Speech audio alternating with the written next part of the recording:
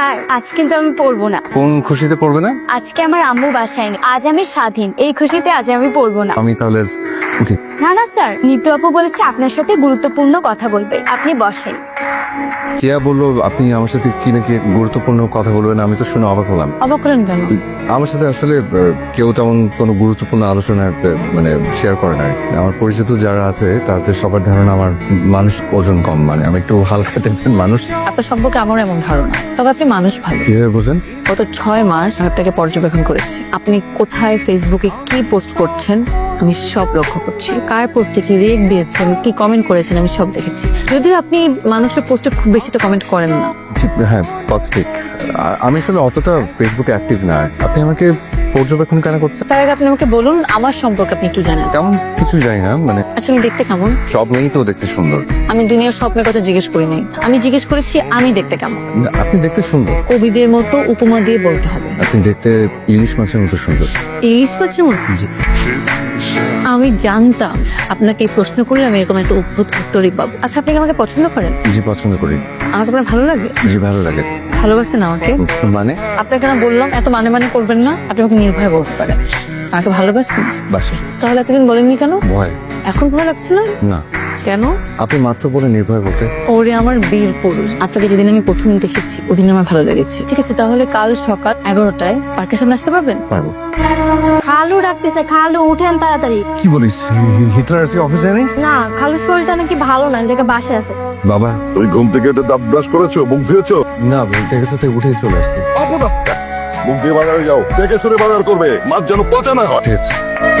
আপনি কোথায়? না সকাল 11টার সময় পার্কে আসার কথা। মানে আমি আসলে একটু বাজার করতে গিয়েছিলাম, বাজারটা পৌঁছে দিয়ে আমি আসছি। ও আমি তো পৌঁছে গেছি। আচ্ছা ঠিক আছে, আসেন। মামা আপনি তো বেশি ঘুরান তো, পার্কের কাছে যান, একটু ঘুরে ফেলেন। কি আপনি বাজার সময় চলে আসছেন? হ্যাঁ সরি, মানে ওই হিটলারের যন্ত্রণায় আমার অবস্থা পুরো খারাপ। সকালবেলা ঘুম থেকে উঠে বসে যাও বাজারে যাও, মাছ আনবা, পচা মাছ আনবা না। এই হিটলারটা কে? আমার বাবা।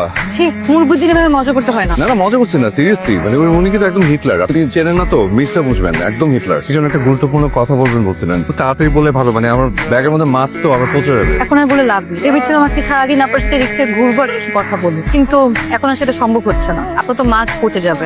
আচ্ছা তাহলে অন্য আরেকদিন ঘুরবো। এই মামা, মামা দাঁড়ান, চলে বসেন।